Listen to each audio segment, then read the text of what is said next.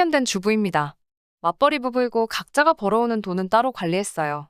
저는 이제 30이 되었고 남편도 30대 초반이라서 아직 아이 계획은 없습니다. 빠르면 내후년쯤부터 가질 계획이에요. 미래를 대비한 적금과 핸드폰비나 아파트 관리비 같이 달달이 고정적으로 빠져나가는 금액을 남편이 벌어오는 수입에서 쓰기로 했고, 제가 벌어오는 돈으로는 대출금이자와 자동차 할부금을 책임지기로 했습니다. 생활비는 서로 반씩 부담하기로 했어요. 친정어머니는 저희가 정한 결정을 썩 마음에 들어하지는 않았어요. 그렇게 내야 할 것들 전부 내더라도 돈이 꽤 남을 텐데 굳이 제가 아니어도 좋으니 누군가 한 사람이 나머지 돈을 알뜰하게 관리하는 게 좋은 방법 아니겠냐고 하셨어요.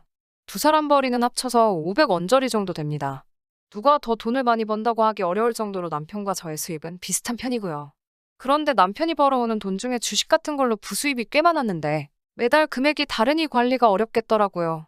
그래서 각자 관리하게 된 거예요. 남편이 주식이나 코인 같은 걸 하면서 매달 넉넉한 수익을 낸다고 보장하기 어렵기 때문이지요. 낼 거 다 낸다고 하더라도 각자 앞으로 달에 100만 원씩은 남았기 때문에 저희 형편에 각자 필요한 곳에 쓰기에는 넉넉한 금액이기도 했어요. 저도 남편처럼 주식 같은 걸 투자해서 돈을 벌고 싶었지만 워낙 겁도 많은 데다가 원금을 날릴 수도 있다는 사실 때문에 저는 그냥 따로 저금 통장을 하나 만들었어요. 이제 1,500만 원 정도 모여 있습니다. 남편도 모으고 있다고 하기는 하는데 제가 볼 때는 남은 돈만큼 주식이나 코인을 하면서 돈을 더 챙기거나 날리고 있는 것 같은데 얼마나 모았는지는 모르고 있습니다. 각자의 돈은 서로 터치하지 않기로 약속했기 때문이에요. 서로 남는 돈을 관리하는 방식이 틀린 것처럼 저와 남편은 돈 개념에 있어서는 많이 틀린 편이에요. 저는 알뜰한 편은 아니지만 씀씀이가 해픈 것도 아닙니다. 결혼 생활 3년간 갖고 싶은 것들이나 필요한 것들 다 사면서도 돈을 꽤나 모았으니까요. 남편의 경우는 조금 달라요. 돈을 써야 할 때는 아까워하지 않고 팍팍 쓰는데 아닐 때는 또 그렇게 짠돌이일 수가 없어요. 저한테 선물도 자주 해주고 다 좋은데 단 하나 단점이 있다면 먹는데 쓰는 돈을 그렇게 아까워해요. 같이 장을 보러 갔는데 오렌지 주스가 마시고 싶어서 카트에 담으니 돈 아깝게 무슨 과일 주스냐고 말하면서 값싼 과일향이 첨가된 음료수로 바꿔버려요. 그리고 제가 그날이 되면 소화가 잘 안 돼서 요거트 같은 걸 사거든요. 그러면 또 저보고 뭐 그렇게 사치스럽냐면서 우유를 집어와요. 자기가 집에서 밥솥으로 만들어준다고요. 집에 와서 만들어주면 불만이라도 안 생기겠는데 가뜩이나 그날이라 예민해져 있는데 제가 먼저 화내면서 짜증을 부리기 전까지는 귀찮다고 만들어주지도 않아요. 하루는 이런 걸로 짜증 부리는 것도 아닌 것 같아. 퇴근길에 제 돈으로 요거트 몇 개를 사다 놨어요. 제 돈 주고 사온 거는 또 별말하지 않고 저 없을 때마다 몰래 하나씩 꺼내 먹더라고요. 고기도 제일 값싼 부위만 고집해요. 간을 세게 해서 먹으면 사구려 부위도 맛있게 먹을 수 있다고요. 돼지갈비찜이라도 먹으려 치면 국물용 등뼈를 사가지고 그걸로 해 먹어야 했어요. 라면도 인터넷에서 무슨 업소에서 쓰는 대용량 스프를 사가지고는 사리면을 가져다가 끓여 먹게 했습니다. 국물이 남으면 자기가 도시락으로 싸가서 다음날 밥 말아 먹겠다고 버리지도 못하게 하고요. 밥 말아 먹을 만큼 양도 안 되는데도 그걸 버렸다가는 그렇게 해퍼서 돈은 언제 모으냐고 잔소리를 시작합니다. 라면 스프가 제품에 있는 거랑 똑같다고 해도 사리면으로 끓여 먹으면 그 맛도 안 나요. 생필품 같은 거 살 때는 먹는 거보다 더해요. 남편은 씻을 때 샴푸 말고 아무것도 안 써요. 바디워시도 없고 세안제도 없어요. 오직 리필용으로 파는 대용량 샴푸 하나 사서 그걸로 머리부터 발끝까지 다 씻어요. 그걸로 그날 신은 양말이랑 팬티까지 세탁하고 나와요. 저한테 시키는 게 아니니 크게 불만은 없는데 세탁소에 드라이클리닝 맡기는 것도 싫어해서 제가 필요해서 2,000원 주고 스프레이용 섬유탈취제 하나 사왔더니 저보고 제정신이냐고 입에 거품을 물고 잔소리를 한 적도 있어요. 어느 정도 절약하는 건 애교로 봐주겠는데 솔직히 이런 식으로 아낀다고 가게에 엄청나게 보탬이 된다는 느낌도 없고 남은 생활비는 저금으로 돌리기는 하는데 그 액수가 그렇게 크게 와닿을 정도는 아닙니다. 말씀드렸다시피 남편이 또 써야 할 때는 아끼지 않고 쓰는 편이라서. 그런데 얼마 전에 사건이 터져버리고 만 거예요. 출근할 때 보통 아침에 같이 출발하는데 제가 개인적인 사정이 있어서 반차를 내고 그날은 오후에 출근하게 되었습니다. 생각보다 아침에 봐야 할 일이 금방 끝나버려서 시간이 남아서 집 청소나 대충 해두고 출근을 하려고 했어요. 전날 저녁에 남편이 친구들하고 게임하면서 마시던 맥주캔을 버려두지 않고 컴퓨터 책상 위에 그대로 두었더라고요. 빈 맥주캔들을 정리하다가 마우스를 건드려서 남편 컴퓨터에 전원이 들어왔어요. 컴퓨터 화면에 이메일이 열려 있었는데 핸드폰 게임 결제 내역이 떡하니 띄워져 있더라고요. 그 금액은 자그마치 30만 원이나 되었어요. 저는 깜짝 놀라서 남편 이메일을 뒤적 결제 내역 몇 개를 더 찾아봤어요.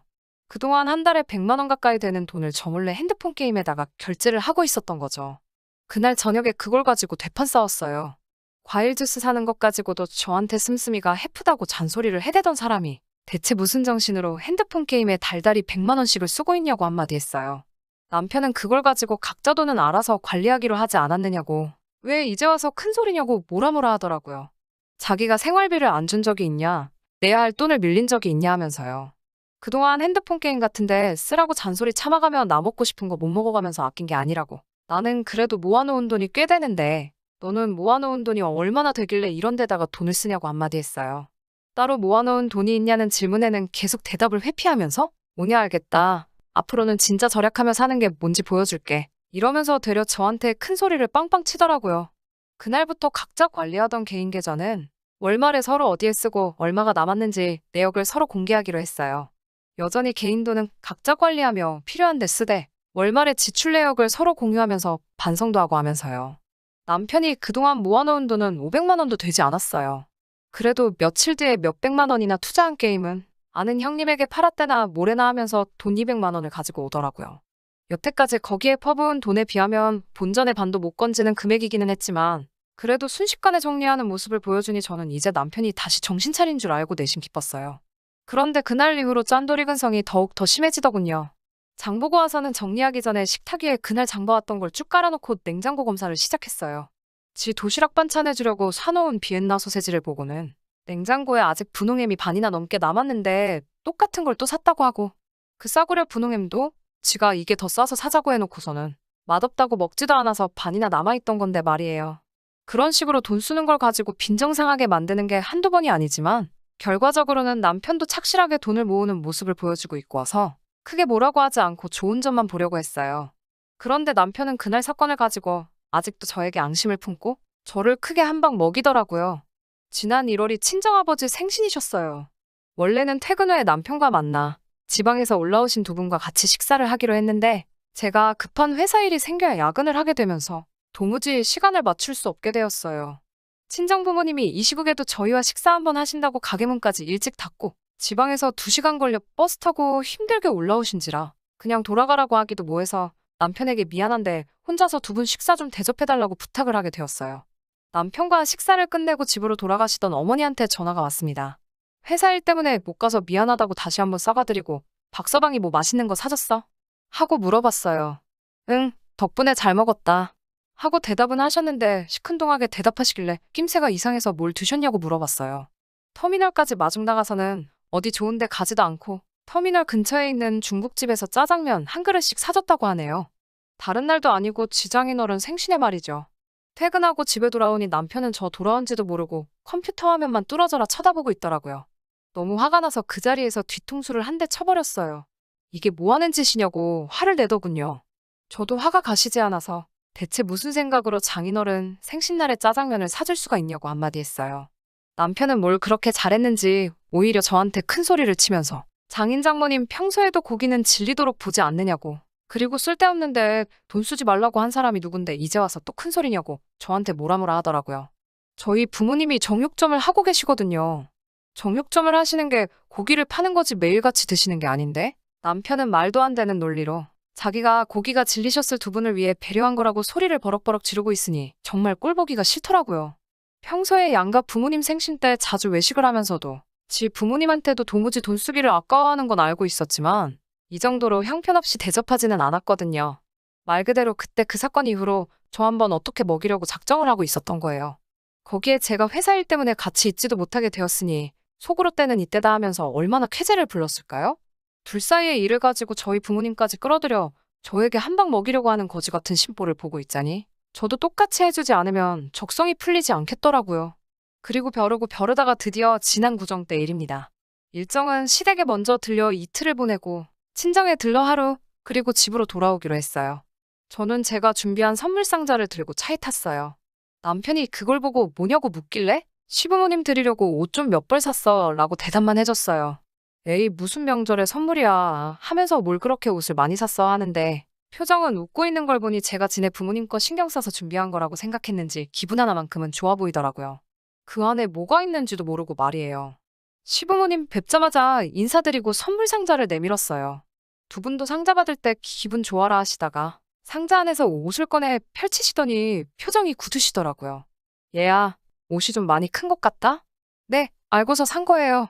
어머님, 아버님 세탁소 하시잖아요. 백화점에 갔는데 옷들이 마침 사이즈 큰 것들만 다 특가로 팔고 있길래 줄여서 입으시면 될 것 같아서 여러 벌 집어왔어요. 사이즈 줄이는 거 두 분한테는 일도 아니시잖아요. 이렇게 사니까 돈도 엄청 절약되고 좋더라고요. 네, 저는 세탁소를 운영하시는 시부모님께 일부러 사이즈가 큰 옷 선물을 해드린 거예요. 남편이 친정부모님 정육점 하시는 걸 가지고 고기 사드릴 필요가 뭐가 있냐고 따졌으니 저도 똑같이 세탁소 하시는 시부모님께 옷을 직접 수선해서 입으시라고 준비했습니다. 저도 남편과의 유치한 싸움에 시부모님을 끌어들인 게 죄송하기는 했지만 아무것도 모르고 여태껏 기분 좋아하던 남편 표정이 일그러져 있으니 속 한번 후련하더라고요. 남편이 저희 부모님 짜장면 사드릴 때도 이런 기분이었을까요? 남편은 시부모님 앞에 계신 것도 신경 쓰지 않고 저한테 뭐라 한마디를 하더라고요. 저보고 유치하게 1억이냐고 따지길래 저도 일부러 시부모님 들으시라고 그러면 장인어른 생신날 두 분한테 짜장면 한 그릇씩 대접한 건 괜찮고? 하고 말하면서 남편이 저희 부모님한테 한 행동 그리고 각자 관리하던 돈 가지고 쓸데없는데 몇백만 원 날려먹은 사건들을 낱낱이 시부모님 앞에 말해버렸어요. 싸우면서 자동으로 자초지종을 들으시니 시부모님께서도 제가 무슨 뜻으로 이런 걸 준비했는지 한 번에 이해하시고는 남편을 나무라시더라고요. 제 편을 들어주시는 것까지는 기대도 한 적이 없는데 그동안 제가 남편 때문에 마음고생한 걸 이해해 주시는 것 같아서 눈물이 훌쩍훌쩍 났어요. 결혼 전부터 짠돌이였던 남편인 걸 알고 계셨던 시부모님은 그런 모습 때문에 남편이 돈 관리를 직접 하는 부분에 대해서 터치를 하신 적이 없다고 하셨어요.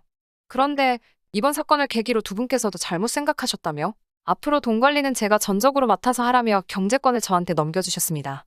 남편 머리로 생활 전반에 관련된 모든 지출을 하고 거기서 남은 돈과 제가 버는 돈은 그대로 제가 관리하고 남편은 저한테 용돈을 타서 쓰는 식으로요.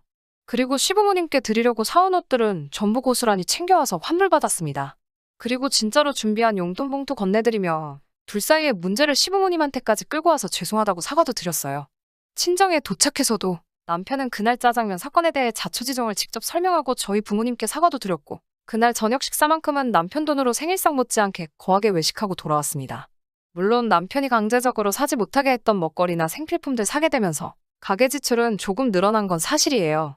그래도 제가 전반적으로 지출 관리를 하고 있으니 그만큼 저금하게 되는 액수도 늘어날 것 같습니다. 남편은 아직도 호시탐탐 자기 돈 자기가 관리할 기회만 노리고 있는 것 같아요. 용돈은 넉넉하게 주고 있습니다. 혼자 관리할 때보다 줄겠지만 그걸로 주식을 하든 코인을 하든 어떻게든 불려서 필요한 데 쓰라고요. 물론 요즘 같은 상황에 주식 함부로 건드리는 거 아닌 거 알고 있지만 이제 자기가 자기 돈은 알아서 굴리게 되었으니 허튼데 돈 쓸 일도 없겠죠? 또 허튼데 돈 썼다가는 그 용돈마저도 끊어버린다고 엄포를 놓았어요. 제가 준비한 이야기는 여기까지입니다. 이제 남편이 돈 가지고 뻘짓하는 일은 없겠지만 또 다른 이야기거리가 생기면 나중에 또 사연 한번 보내보도록 할게요.